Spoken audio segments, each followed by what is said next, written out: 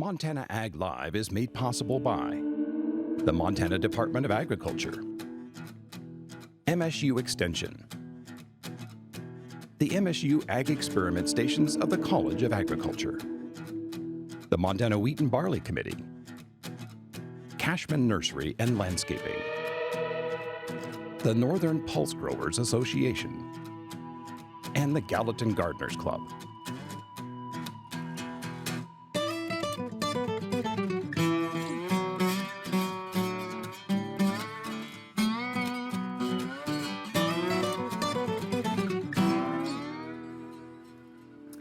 Good evening and welcome to Montana Ag Live, brought to you from the PBS studio at beautiful Montana State University. So I think we're all extremely happy that it's been raining and enjoying the beautiful green pastures. I know some people have gotten a little too much rain, which is a little bit hard to believe after the last couple of years, but we're thankful for what we can get and just enjoy it. So we're going to have a great show for you tonight. We're going to have the opportunity to talk to some things that we don't have an opportunity to talk about quite as much, which are cattle and horses. So we'll have a chance to visit quite a bit about those and also any bugs or anything that's going on in your garden. So on the end, we have Eric Belasco, who is an ag economist at the Ag Econ and Economics Department here at MSU. He is a specialist in beef cattle marketing and economics, so any questions that you have about cattle, please send them Eric's way.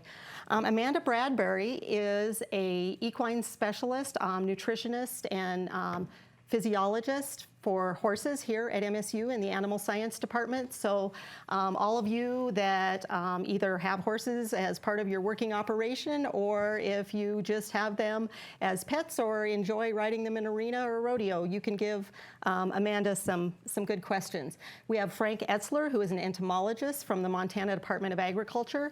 He works with the CAP survey program. So if you've ever heard of a CAP survey, well, we'll get some information about him as to what that really is. So, and Mac Burgess, who is a small farms agronomist here at MSU. He is also the director of the Towns Harvest Program, which is a local CSA program. They provide vegetables for the Bozeman community, and a lot of people really appreciate that. I'm Nina Zydak. I am director of the Seed Potato Certification Program here at MSU, so I get to work with the potato farmers in Montana in their pursuit of certifying their potatoes as seed. We have Jordan Ray, who's going to be answering phones for us tonight. So please send a lot of questions her way, and we'll get started. So Amanda, could you just take a minute or two and tell us about your program in equine science at Montana State University? Yeah, I would love to.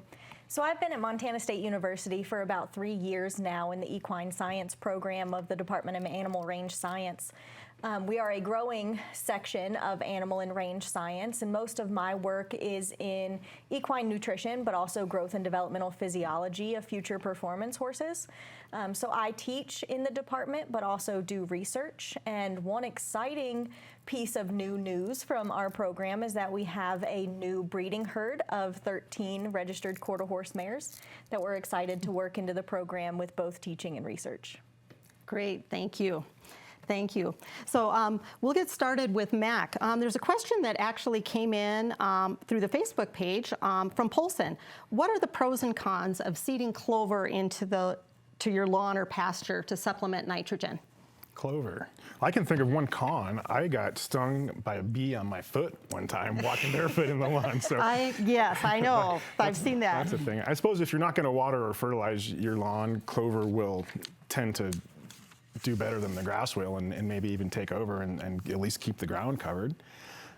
Yeah, and in my experience too, it also can creep into your flower beds, and it's a little bit of a pain in the neck. But yeah, it does make your lawn nice and thick. But it's just kind of a personal preference. Some people, I think, really like the clover. I think it must root deeper than the grass does, because we have some parts of our lawn that we don't water, and it stays greener longer than the grass does, and then you end up mowing it. Yeah.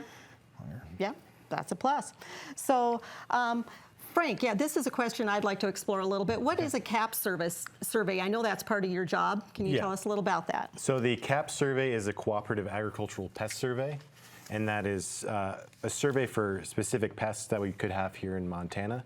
and there's a national priority pest list set out by the USDA of pests of concern that could affect U.S. agriculture.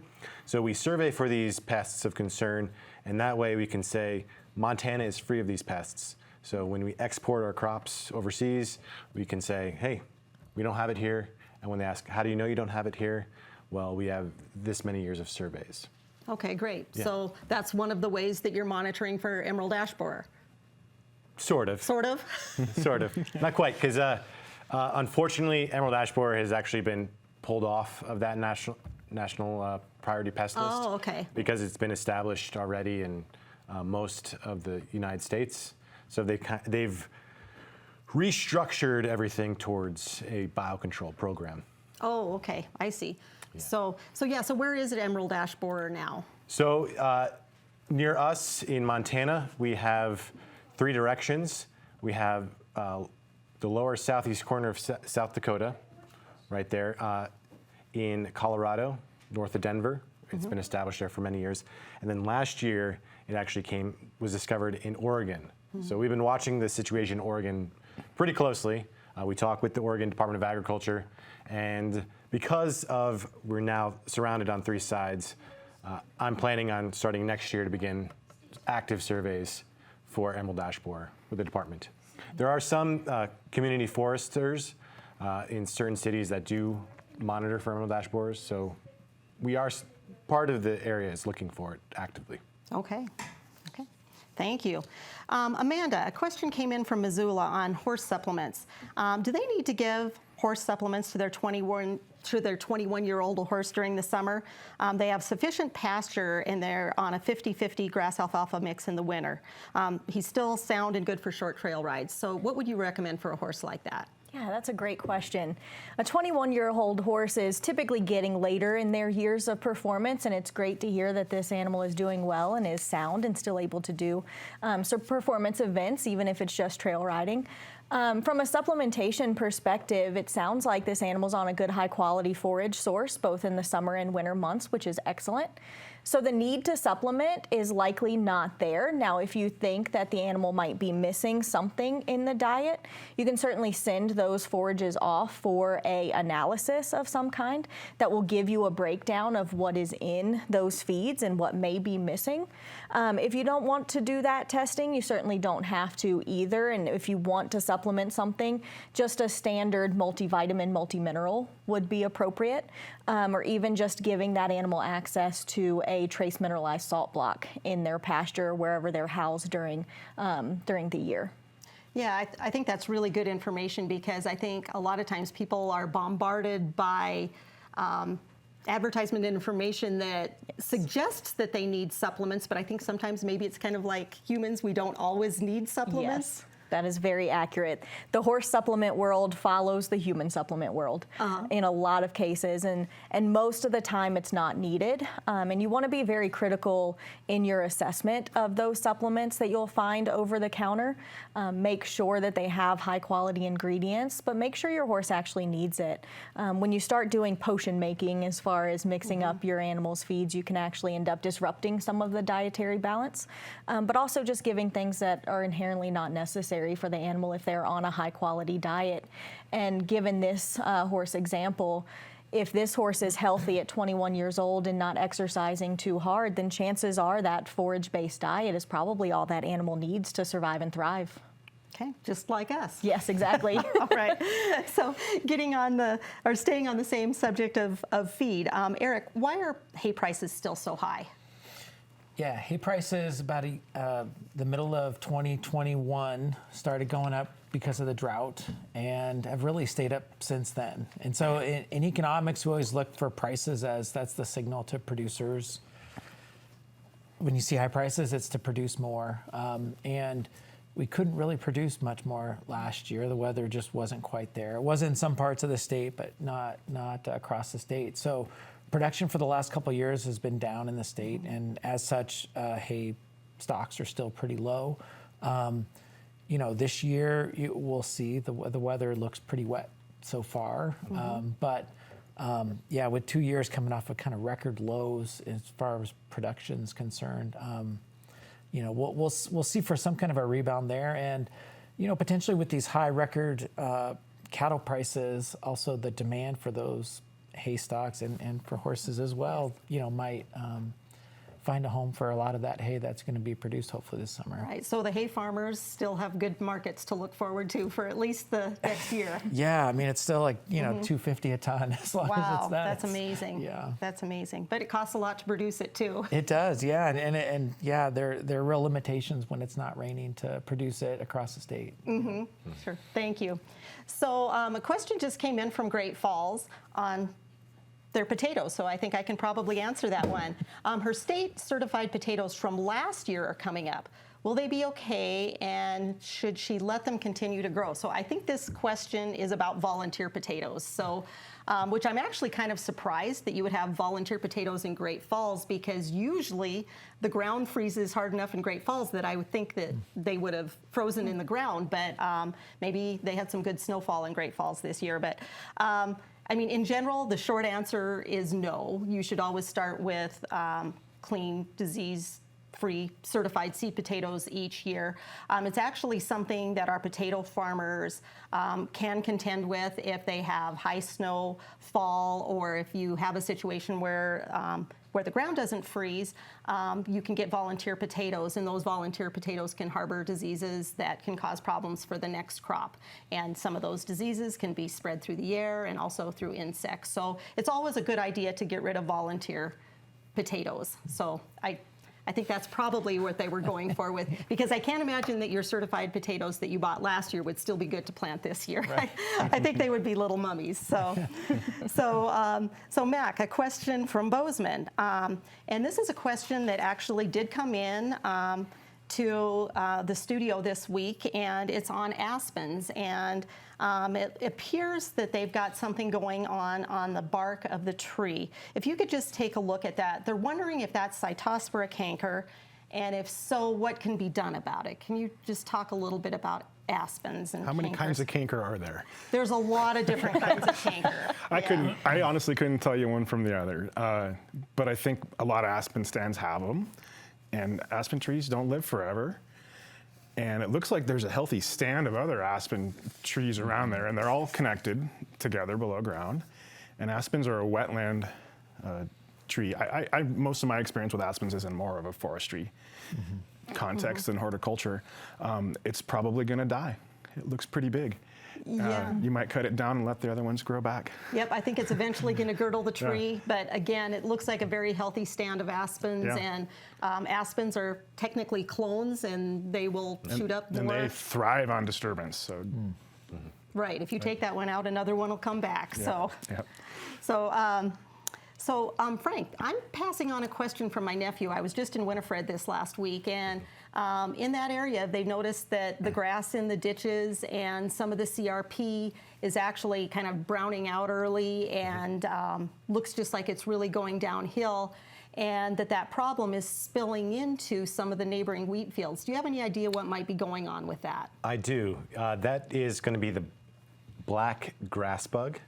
So it's very common at this time of the year here in Montana. It's a native species. It really thrives on wheatgrass in native rangeland. And so luckily for us, it's only one generation per year. So we'll be done this year, but you should probably get on it before next year. And ways to treat that. One way is a controlled burn. I don't recommend that based on how the drought we've been talking about. But another better way, I would say, would be grazing or mowing along that edge, knock down that rangeland grasses, especially along your field, and then it'll knock down that population for next year. So keep an eye on it too, because if you have a high population this year, likely high population again next year. So is it ever recommended to spray insecticides in the neighboring wheat crop where it might be economically damaging? I would not. It's probably more money to spray it, then you'll protect it. Because you have to time it just right, because it's a sucking mouth part. So it's a hemipteran. So if you don't time it just right, it's not going to be worth that money. Okay, thank you. So Amanda, a question just came in, and this is something that I think a lot of people are wondering about. There have been a lot of stories in the news about the horse deaths at Churchill Downs. And just wondering, do you have any idea what might be going on about that? I mean, I know you can't know what's happened with those particular horses, but do you have any theories? Yeah, it's certainly awful and not something that we want to see in our racing industry and our racing horses. And it has been pretty hot in the media, and appropriately so, I think. Now, as far as what's going on, it's difficult to say. I will say that all of those animals are undergoing thorough necropsy to try and determine what might be the cause of it. And likely those necropsy reports will not be shared in detail with the community. And I think that's okay as well. They do have a lot of veterinarians working very hard on answering these questions. One thing that I will say, though, is to kind of put things a little bit into perspective, because we don't see the amount of racing that happens. It's really just around the Triple Crown this time of year. The Belmont Stakes just ran yesterday, which was a very exciting race. But one thing is, anytime you have an elite athlete that's performing at that level, you inherently get increased risk of injury. Just like the Olympic athletes, they have greater risk of injury. But statistically, these catastrophic breakdowns have been declining every year for several decades now. And that number of catastrophic breakdowns is about 1 in every 1,000 starts that a horse races, or any horse races in the U.S. per year. And so that's 0.1% of horses that start on a race breakdown. Now, that's not justifying certainly what happened at Churchill Downs, because it is awful. Most of those catastrophic breakdowns are typically musculoskeletal related, as you can probably imagine. And usually those injuries occur around the fetlock. But I will say there's a lot more regulation and a lot more oversight than there used to be in thoroughbred racing, which is great for the industry, and it's improving overall animal welfare and well-being. But it's certainly something that we need to keep being proactive about and making sure. So, for example, the horse Forte that was the favorite in the Triple Crown was actually scratched the day of the race because of a foot bruise. And that would not have happened 10 years ago. That animal likely still would have raced. So we are making strides to improve these regulations and improve animal welfare and well-being. And we still have a ways to go, but I am optimistic that we're going to continue moving in a positive direction with that. That's good. Yeah, did get to watch the Belmont yesterday. That was a It great was race. great. First female trainer to win a Triple Crown race. That's Excellent. right. That was pretty cool. So, Eric, a question from Dutton. Beef prices are really high. Is this just regular inflation, or is it something that's unique to the beef industry? I mean, price volatility seems like it's unique to the beef industry. It's over the last 3 years. So, you know, in economics, you know, it's always supply or demand related. And so, you know, we had COVID, we had demand shocks, we had supply shocks on the meat processing plants, and sort of the dust settled on all that. And then we had all these droughts that came up. We had it here, you know, really the worst drought a couple years ago, and then last summer a drought that was more widespread. And there are these lagged effects that happens in the cattle industry. So, you know, when you can't feed your animals, you know, you kind of push them through the supply chain. And then as those animals move through, then all of a sudden you see less production coming out. So even though drought conditions have sort of, they've diminished this year relative to last year, especially the beef prices that we're seeing right now, are a lot of it's drought related from last year. So like, you know, the futures market is showing over $250 a pound, which is, you know, great for our ranchers here in the state. We'll see how long it lasts. I mean, those are 2015 prices. And so, but yeah, I think a lot of supply related. And like I said earlier, what you would expect given those high prices is for some kind of a response to happen. So then it says to ranchers, all right, now's the time to rebuild. And so those price signals are there, and we'll see if there's some rebuilding, which would, you know, stabilize those prices a little bit more. Okay, great. Thank you. So, Mac, question came in on rhubarb. Why is the rhubarb that they transplanted 2 years ago spindly and short? I don't know. Mine isn't. Nitrogen? Is it that you planted 2 years ago, or I don't know? I mean, Water. that, Needs water. It probably needs nitrogen. and you know what? It probably could be suffering from not having enough water last year and I or think- the year before. yeah, I would yeah. say that that's I'd say, probably the case. at this time of year, a lot of the growth you're seeing is still being pushed up from the root system, and so you're looking at the effects of last summer's photosynthesis. And so if water fell short or fertility was inadequate last summer, then you'll see that now. Okay, yeah. I think, rhubarb is definitely one of those plants that is extremely tough. But I think even a lot of plants that we normally thought were super drought resistant the last couple of years were really hard on things. So Yeah, and the rhubarb plant in my front yard is underneath where we shovel, where we put all the snow when we shovel the driveway. So it was literally under 10 plus feet of snow, and it didn't melt off until late April. And I know places where they just got an earlier start, so that could be part of it too. part of it, yeah, it could just be late too. So yeah. yeah, you never know. So Frank, a question from Bozeman. This person saw something about cockroaches in Montana. Do we have cockroaches in Montana? Is this a big issue? So it's. I think I saw that too online, and it's a concern about people bringing it in to Montana. So we have a lot of people moving into Montana recently from places where cockroaches are native, and they could bring it in their electronics, in other things. I don't worry too much about it spreading naturally in Montana. It's too dry here. It gets way too cold in the wintertime for cockroaches to be established. However, if you are in an urban area, keep an eye out, especially if you are connected to other dwellings, especially an apartment. And if you do see a cockroach, there's going to be more than one. But if you treat it and you catch it early, it should not be a problem for much longer. Okay, great, thank you. So Amanda, a caller from Clancy is wondering, are wild horses feral? And should they be eliminated or controlled? Wow, that's a loaded question. Yeah, no controversy there. I know. So the term wild versus feral has typically surrounded whether they are truly wild horses being descended from a lineage of wild that they have always been that way. Whereas feral has been the term that's commonly been termed for animals that have ended up in that wild BLM space. So it's hard to say whether they are feral or wild, and that's kind of a loaded question in that there's a lot of opinion driven on that piece of it. And it's hard to say without doing true genetic testing whether they're wild and descended from those true either Spanish animal lineages or otherwise, or whether they have escaped a ranch and just ended up contributing to that population. As far as whether they should be eliminated or not, that's also challenging to address.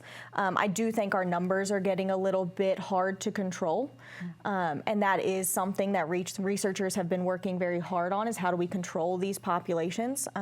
Horses are inherently damaging to the land just based on their grazing behavior. They tend to move more.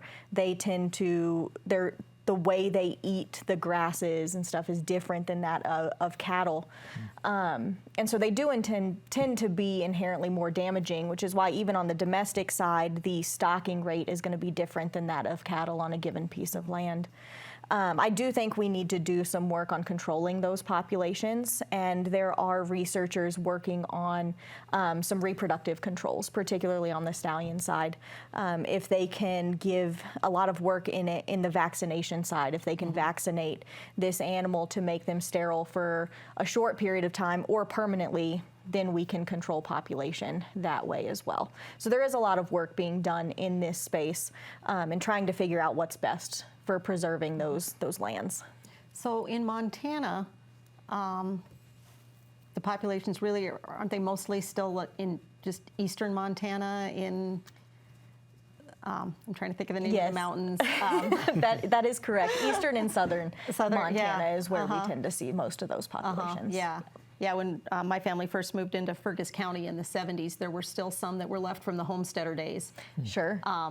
But those have have since all died out. Sure. But yeah, they were some very, very old herds. Yep. So, Eric, a call from Great Falls. They've heard of some new beef packing plants in the state. Lots of little ones, and then a bigger one by Havre. And then also too, I know in the last round of, or I guess the main round of COVID funding, there were a lot of monies that were supplied to help support some of these plants. Yep. Can you tell us a little bit about what's gone on with that? Yeah, well, I can definitely talk about the economics of it, because I mean, one of the things during COVID was putting these large packing facilities. If some we had outbreaks, but we've also had, I mean, beyond even before COVID, there have been fires that have happened at plants, and there are real big impacts on the beef market from those. And so I think the idea is to try to spread out the supply chain a little bit more, use some smaller facilities. And I know there are a lot of ranchers in Montana that would like to take advantage of that. They see a lot of value in their product. The consumers value their product. They don't feel like they get that value when they sell it earlier in the life cycle. And so, it's an industry that we used to have that kind of went away, and now I think there's definitely a resurgence in there. There are a lot of hurdles. There's the labor issue. One of the difficulties of having a viable meat processing plant too is you're competing against some of these larger plants. The reason they're large is because they can produce so much meat at a really low average cost. And then the biggest challenge in Montana has always been to have a stable supply of inputs into the meat processing year-round, which I know we have a very cyclical season. But a lot of those larger plants are put in places where they can field. Before I was here, I was down in West Texas, and there, for example, they can be fielding them from Kansas and Mexico and different parts of the country, so they can stay full year-round. But I do think the question is always, it's going to be a higher cost to produce it at a smaller scale. But if consumers are willing to pay that extra premium, are you getting enough to offset those additional costs? And I wish I knew the answer to that. I'm really curious to see how these meat processing plants do. And just because I talk to a lot of ranchers that really want viable processing in the state, I'd love to see them do well in the state. Yeah, and I think from the consumer standpoint, it gives people a little bit more choice and options. And Yep. Eric, are these new small facilities focusing on higher price markets like grass finished, or are we seeing natural more beef, or finishing, more feedlot activity here too to go along with that? Yeah. Both? I mean, I would think our advantage would really be in kind of the grass-fed market, because there you are taking a higher premium for it as well. Right. I mean, there is some feedlot capacity here that could, the question has always been to get the right feed sources in here, which would look a little different than in, some of the larger feeding facilities in like the Midwest, for example. But I guess I don't know the answer to that. I mean, I would assume to make it viable, you'd have to have some value added. Sure. Thank you. So, Mac, a question from the Walkerville area near Butte. They have a vacant parcel that's about an acre plus with a very gentle slope, and they'd like to have as many trees as practical. It's covered in grass and dandelions at the moment, so it appears to be good dirt. They do not care about the type, fast or slow growing, wide canopy or tall, deciduous or fruit. Basically, any trees. They just would like some trees.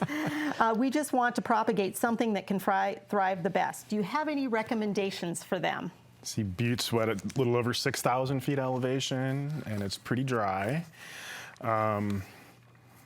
And I think that's a place where you look at your north aspects and your south aspects, and you have really different moisture regimes, and that can be the difference between trees making it or not. So my first question would be, do you intend to irrigate these trees? And if the answer is no, I would say, well, think real hard about some conifers. But I do know that most of the cities, and I know that the city of Butte, Silver County does have an arborist, and they do have a website with a document listing quite a few species that are suited, and I think that maybe more focuses on the urban forests where things are going to be in an irrigated lawn. So I would hesitate to recommend the chokecherries or the real common urban trees for a parcel that big if it's dry and level. But yeah. Yeah. I would think hard about the aspect and if it wants to grow trees without Right. irrigation. Well, yeah, and in the short term, maybe think of some way that you could irrigate them for the short, or for the first couple of years to get established. That's a little higher elevation than Yeah. your typical ponderosa pine, but that's lodgepole pine or Engelmann spruce or. Yeah, what I always think when I go through that area is the Rocky Mountain juniper. You always see a lot of Rocky Mountain juniper Yeah. in that area. And yeah, no, that'd be a fun project to work on. So Frank, from Anaconda, they've been hearing a lot about bed bugs and bed bugs in some apartment buildings. First of all, can you describe a little bit about that particular pest and how do you control them? Is it a threat to other people in the neighborhood? So bed bugs are parasites of humans, and they're often found along your bed, hence the name bed bugs. They are blood feeders, so they do come and they'll bite you. And they're very good at hiding. So any crevices or cracks that you have anywhere nearby, you'll find a bed bug. And they're very, very difficult to get rid of. So you're going to need it. If you do have them, you'll definitely need to get some pest control company in to help get rid of it. And you're going to have to do, you'll probably have to do multiple tries to get rid of them. So they are a problem now, pretty much ever since the half-life of DDT has kind of gotten down over time because everybody used to spray everything with DDT. And that was great for bed bugs, but it was bad for a lot of other things. So now bed bugs are a big issue. So you want to, if you do get them, again, contact a pest control company. If you have a neighbor that has them, especially if you live in an apartment building, they could come to you, especially if you're next door to them. So they will migrate over. So you do want to make sure. It would be good if you do find them, let your neighbors know. Be a good neighbor. Let them know, and then they should probably treat it as well. So, I know for other bugs, people will actually spray around the foundations of their houses or put, I'm trying to think of some mineral compounds and things like that around the foundations. Does something like that help with bed bugs? You're thinking of diatomaceous earth or something like that. Yeah. Yeah. Well, diatomaceous earth, and there's something else that I can't think of right now that. So if you live in a house and you're not connected to your neighbors, in Montana you'll be fine. You'll bring it. The way to get into your house is you bring it into your house. So it gets on some luggage of some sort if you go someplace. So a good rule of thumb that a lot of entomologists do when they do go to a hotel is you take a look at, you put your luggage in the bathroom where it's tiled, and then they take a look around the room, and you want to look in those crevices. So behind the headboard, you look behind the headboard. You look underneath the bed where it connects to the mattress, like the hard areas where you'll see something. And if you see anything, they'll look like little black specks. And if you see some black specks or reddish brown specks, you might want to get another room. How often have you had to do that? Luckily I have not had to do it, but every single entomological conference I've been to, there's been stories. There's been stories. Oh yeah, this hotel that we don't talk about. So I travel a lot, and I've gotten into bed bugs 2 times, and one was in a hostel, Yep. and the other one was in a very nice hotel. So I don't know that they necessarily discriminate. Yes, they are non-discriminatory. So they will be where, even if you're in a 4-star, 5-star hotel, it's always worth the double check. Yeah, you can still have bed bugs. So Amanda, another great horse question that came in from Deer Lodge, kind of a little bit similar to the first question you answered. They have an older horse that no longer works or is ridden. They would like to economize on feed. There are some pasture options, but what would be the best choice for feed that wouldn't cost as much as expensive hay? Sure. So there's several options out there, particularly if hay is limiting. One thing to keep in mind is that horses do have a long stem forage requirement to maintain gut health, and that's around 1% of body weight per day. So if you have a 1,000-pound horse, that's about 10 pounds a day of long stem forage just to maintain gut health.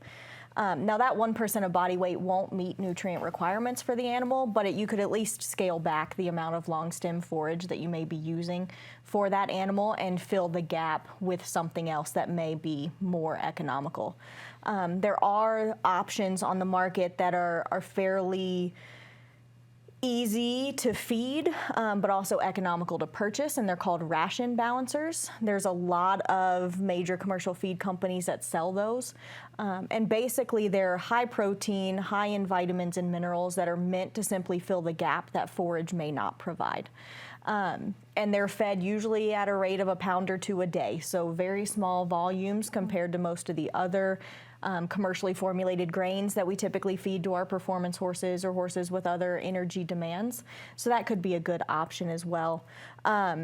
Also, kind of on the economical side, if we reduce that long stem forage intake for price purposes, you could also fill that gap with something like alfalfa pellets or alfalfa cubes or something as well. Again, putting out a trace mineral salt block would be a good idea as well, so you get some of those micronutrients in there. But that's another option to keep things economical with hay prices what they are. My sister-in-law used to feed her older horse beet pulp. Is Sure. that a good option, and what are the nutritional benefits of beet pulp? Yep, it is. So beet pulp is very high in fiber. You do want to be careful with some beet pulp if it has a lot of molasses in it. Some beet pulp does, particularly if you have horses that have some metabolic issues. Molasses is very high in potassium. It's very high in sugars. But inherently, beet pulp is a great fiber alternative for horses. There was an old myth that went around for a really long time that you have to soak beet pulp before you give it, otherwise it'll go to the horse's stomach and blow up and expand. And that's not the case. It can be fed dry. You do just want to make sure the horse has water available so they can go and consume water following that pretty dry meal, similar to a dog that eats dry food. They're going to tend to drink more. But it is a great alternative fiber source, and they can tolerate higher volumes of it than some other options. Thank you. So, Eric, a question that I think a lot of farmers are wondering about because of farm programs and people at the university are always following. What's the status of the new Farm Bill?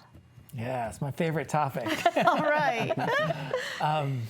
So the current Farm Bill expires at the end of September of this year.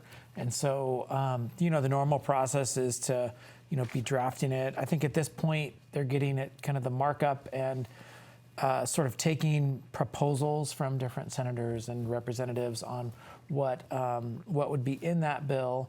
And it's usually hard to predict, although it seems like one of the things that at least I talk a lot with my colleagues about is whether the Farm Bill will be signed on time.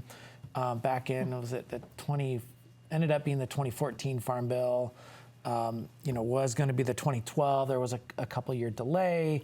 And, when that happened, we had kind of a divided House. The executive branch and the Senate were in different parties and didn't always agree on the budgets. And it seems like there might be a little bit of that going around this time, too. So we'll kind of see, as far as the discussions that people are having there, I don't think there's a whole lot of debate about what kind of should be in those programs. People are looking to maybe, there's always discussions of some of the SNAP programs. The majority of the Farm Bill covers food assistance programs. And, so there's some proposals on that. There's some proposals on crop insurance. But I would think that there's also a big push to kind of finish on time. I think the senators and the representatives last year on those ag committees paid a big price for not, delivering on time, especially, after what happened after that. I mean, if you guys remember, there was the snowstorm that happened in South Dakota, and the government offices were closed, and sort of we had a federal program that was, that wasn't in place anymore, and so no way to compensate those ranchers. And so the politicians don't want that to happen again, and so we'll kind of see. As far as stuff impacting Montana ag, I think most of the stuff that we've seen in the last farm bills will continue into this farm bill. So I wouldn't expect for there to be huge changes in this farm bill. So pretty much growers can expect some of the same insurance programs, risk management programs that they've had in the past? And Yeah, I would think a lot of those are going to continue forward. I mean, of course, I'd love to see more, money put towards research. absolutely. But but we'll see. I mean, there's always a bit of variance in kind of the money that goes into that end. But yeah, as far as farmer programs, I mean, if especially if some of those programs, if they cut back on them, they hear about it from their constituents, and so they're very reluctant to eliminate those programs. That's good, and everybody needs to eat. So Right. that's one thing we can all agree on. Right.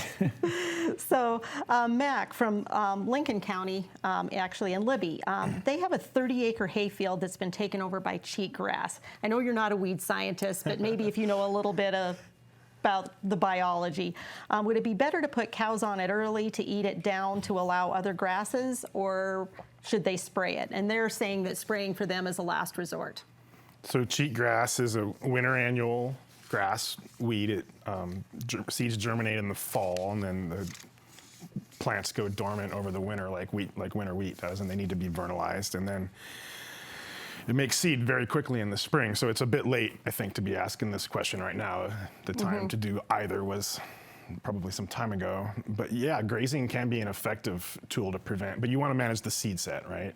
The seed bank longevity is not but a couple of years. So if you prevent cheatgrass from making seed either by spraying or by grazing, then you can gradually whittle the population down. And you do have an opportunity, if it's the only green thing in the spring, you can use a broad spectrum herbicide then that doesn't kill things that are not actively growing yet, and that can be effective. And Yeah, so, and two, if you do let the seed heads develop too long, can't they cause problems in the mouths of both horses and cattle? They can, yes. Yeah, so that's a good thing to avoid. So if they get in your socks and scratch your ankles, you probably... It's too late. It's too late. It's too late, and you should not be letting your animals graze on They're them. a fire risk at that point too, right? Yeah, In some yeah, places, absolutely. so. Oh, I hate cheatgrass. So, a question for Great Falls from Great Falls for Frank. What's the best way to control box elder bugs? Oh, I don't really know. Controlling box elders? Yeah, that'd probably We be like the our best box way. elders. Yeah, so I guess it would be if it's outside, it won't be a problem, but I know they really, really love to migrate into your houses in the fall. Here on campus, I know they come in to every single window. Pretty much anywhere in Montana, there's a box elder, you'll have them inside. So I would say probably about in the fall time, I guess, get some diatomaceous earth around, like make a perimeter around your house, or do a spray around your house. And that'd probably be the best way to prevent them from coming in. But once they're outside, there's just not enough. You don't want to spend the money to try to control your box elder bugs outside. Sure. So, thanks, Frank. So, Amanda, a question came in on Facebook, and this is something I remember too. This person remembers that there was quite a bit of horse racing in Montana. They had it in Anaconda, Butte, Belgrade, and other places. Is there still any horse racing in Montana? And is Montana a good place to raise racehorses? So not to my knowledge is there any more thoroughbred racing in Montana. I do know that historically there were actually a lot of thoroughbred breeders that were based in Kentucky that would oftentimes foal out their mares in Montana for elevation in an effort to make sure those animals are adapted to elevation, more oxygen efficient before they went and raced. I don't think there was any data supporting that. So that has since trickled away, I think, as well. I believe there is still a Montana Racing Commission, but I would probably have to double check on that as well. It would be nice to see some racing come back to Montana. I bet a viewer would chime in on that pretty quick. Yeah, exactly. No, I used to remember, going to the horse races in Billings and Great Falls as a kid. They were always associated with the fair. Yes. And it was a lot of fun. I love horse racing. It is something that I am passionate about. So thank you. So Eric, we touched on this a little bit, but maybe just if you could elaborate a little bit more. So like, what is the potential labor supply if all of these meat packing plants really do get built? Yeah, so I took a group of students, it was last May, so we visited the Washington beef meat processing plant, which I think in Montana would be the largest plant in the state. You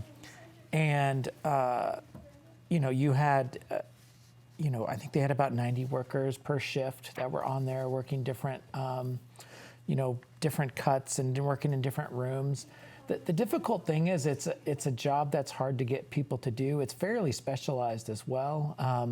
It's an industry that's become a lot safer over the years, but at the same time, it's not really one that you could probably hire just kind of locally. You'd have to bring people in with training of cutting and things like that. So the labor has always been kind of an issue around these processing, especially. A lot of the places you would think to put a processing plant, if you're thinking about let's make it central to where beef, or cattle production is, it'd be in kind of the rural parts of the state. And that's really where it's the hardest to find, labor. And we've seen that kind of across ag, and you're talking about, really concentrating that labor in that one area. So yeah, the labor issue is huge in processing. Yeah, and I can imagine too, you mentioned earlier that it's hard to keep a steady supply year-round, so keeping an employee 365 days a year, I imagine, would be a challenge too. Yeah, and so, I mean, I don't pretend to be an expert kind of in meat processing. I think the people who are looking to build the plants have kind of looked at what kind of size would work for what they're trying to do. I don't think they're looking for the same scale as some of those other facilities. But yeah, I mean, making sure that you have enough laborers, I mean, it's definitely an issue in any area. You would think about, well, where would you have kind of the processing in the state of Montana? And it's really not where you would have maybe it'd be more the urban areas, which might be, further distance from where the cattle are. So you'd like to keep them sort of right, close. But closer than Omaha. Closer than Omaha, yeah, right. So I guess it's all relative. Right. So Mac, a question from Bozeman. This gardener planted their green beans about 10 days ago, and the birds are eating them. What can they do about the birds eating their green beans before they even come out of the ground? I was going to say it's only June 11th, so they can't be eating the actual beans yet, No, right? No, yeah, they're eating them before they can even come out of the ground. Gosh, I've never seen that happen, but it'd be frustrating if it did. One thing, green beans are a heat-loving plant, and you could put row cover, floating row cover, like Agribon or Remay is. I don't know if they even call it Remay anymore, but that's what we used to call it. Sure. And it keeps it warmer underneath. It's like a little mini greenhouse, and I bet green beans would double their yield under row cover, besides blocking birds. But that's an effective tool for exclusion of lots of insect pests. We don't have the bean beetles here as a problem, but if you're trying to keep flea beetles off of arugula or broccoli or something. Right. Same thing, yeah. Yeah, well, many years ago, when we had a truck farm in Billings, we would have problems with our corn, and then also like with the pumpkins. The birds would go out, and they would they'd find the hill, or they would find, like the row of corn, and just go right up the row. Oh, and they would eat the seed out of the ground. So yeah. What kind of birds do that? Yeah, I'm not 100% sure. Maybe blackbirds or something. Okay, yeah. I'm not exactly. I don't remember what was. I mean, I eating them, suppose you could try a frustrating. scarecrow or any of those kind of things to generally keep birds away, but those don't usually last more than right. a couple days in my well, experience. yeah, like in the fall, we would use those cannon, those motion things, detector, and it scares them for about 2 or 3 days, Right, and then right. after that, they're like, oh, nothing happens when that thing goes off. So. Well, I have quite a bit of area covered by bird net to protect berries, and we're just getting that up now. But green beans doesn't strike me as worth it, and I imagine this is a home garden situation. Right. I'd get a piece of row cover and just enjoy the other benefits. That's right, exactly. So a question for Frank from Havre. Is this going to be a bad grasshopper year, and will all of the rain that we've been having reduce grasshopper populations? It's always a tricky thing to determine if it's going to be a bad grasshopper year. But I do feel that with this rain level that we've had, it's been very consistent, and it'll definitely knock down the population. So I'm hopeful that it won't be as bad as it has been in the past. Okay. I think everybody is hoping that. Yeah. The last Yeah. couple of years were horrible. It's hard to tell, but I guess in the next few weeks, when the nymphs start hopping, you can kind of get an idea. I guess on the sunny side, they have a little more to eat this year. Yeah. Well, You know? I do think it's going to be pretty good about keeping the population. Now, it's been rainy for a couple weeks, but it was quite dry for It most was, of the yeah, month it of was May. dry I mean, earlier. Yeah. So that might be a good combination, though. Might have made them come out early, and then it rains, so it knocks them back down. So does the rain support a disease? yeah, how that a works? lot of Yeah. fungus, so that they'll get some fungus as nymphs, and they'll die. So follow up to the box elder question, a caller replied that they spray Tempo around their house. Do you know what chemical Tempo is? I don't. What chemical class it is? I don't. But it sounds like it's probably a chemical name. Yeah, So. I would probably, if I saw the label, I would probably agree with it. Oh, and then there's another caller from Glendive that says that the best way to control box elder bugs is to smash them with a hammer. I would say rubber mallet. A rubber mallet. Just to be safe. Yeah, exactly. You might cause some damage if Yeah. you used a real metal paddle. We're talking about in the hammer. house now, not around the tree so much. Yeah, I don't know. I guess you can try whatever. So Amanda, a caller from Clancy has a question on why are horse prices so dang high? Yeah, that's a good question, and I don't know if I have a complete answer to it, but I have to say I'm happy to see it, honestly, after several years of horse prices being low. One thing is to keep in mind is that horse prices tend to follow the economy as well. So whenever you get shifts in the economy, you're also going to get shifts in horse prices as well.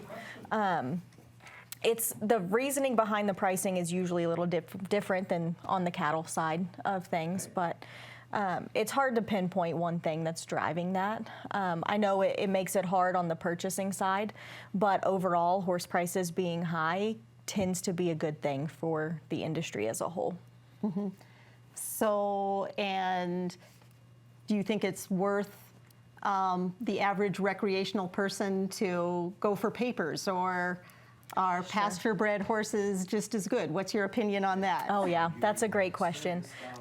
So, you know, having registration papers is great, particularly if you're potentially buying and selling, or if you're wanting to get it more into the show and performance horse industry. But with that said, a unregistered, you know, pasture-bred horse can be just as good as a horse that isn't registered or wasn't bred using advanced reproductive technologies and things like that. You know, a good horse is a good horse, and they're worth their weight a lot of times, particularly with families. And, you know, as I get older, I have a little less patience for the not great horses. Right, exactly. Life's too short, right? Exactly. So I care a little bit less about sometimes what the papers say and more about, you know, breeding horses for a sound mind. Sure, that's great. So we've got a call in. Maybe Matt can answer this. This is from Missoula. They've heard about alternatives to alfalfa that are increasing in popularity as animal forage, and maybe you guys know a little bit about this, that also help with nitrogen fixation. Can somebody provide some information and research sources, and maybe somebody at MSU that could also be looked at as a resource? Yeah, I think Hayes Goosey would be an excellent resource for that. He's our extension forage specialist in the Department of Animal Range Science, and I think he fields a lot of those questions, and I think he'd have some good feedback on that. Great. They might be referring to Sandfoin, which is Sure. Right, and you're seeing a lot more of that. That's if you see a beautiful purple or kind of a pink purple field, yeah, they're gorgeous in the summer. So, Amanda, we've just got a little bit of time left. Is there something that we haven't had a chance to cover that you would like to talk about with your equine science program at MSU? Sure.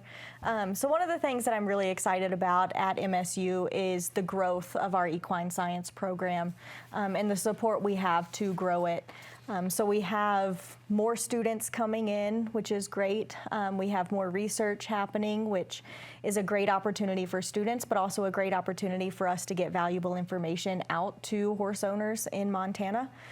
So that's one thing that I have been really excited to be a part of over the last 3 years is the growth and development of that program. Also excited about this new breeding herd that we have and the opportunity to promote that and get that off the ground and running and get more community involvement. So if you're interested in getting to know more about the equine science program or being involved in the equine and science program in any way, please don't hesitate to reach out. Great, thank you so much. So I think we're coming to the end of our show. Just so you know, there will be no Montana Ag Live next week. It's our summer break. We'll be back on Sunday, September 10th. So think of some questions for then. Right now, I would just like to thank the crew that makes all of this happen. The producer, Paul Height-Rennie, the people in the control room, all of the camera people, the students at MSU. Thank you for being here, and see you next fall. For more information and resources, visit montanapbs.org/aglive.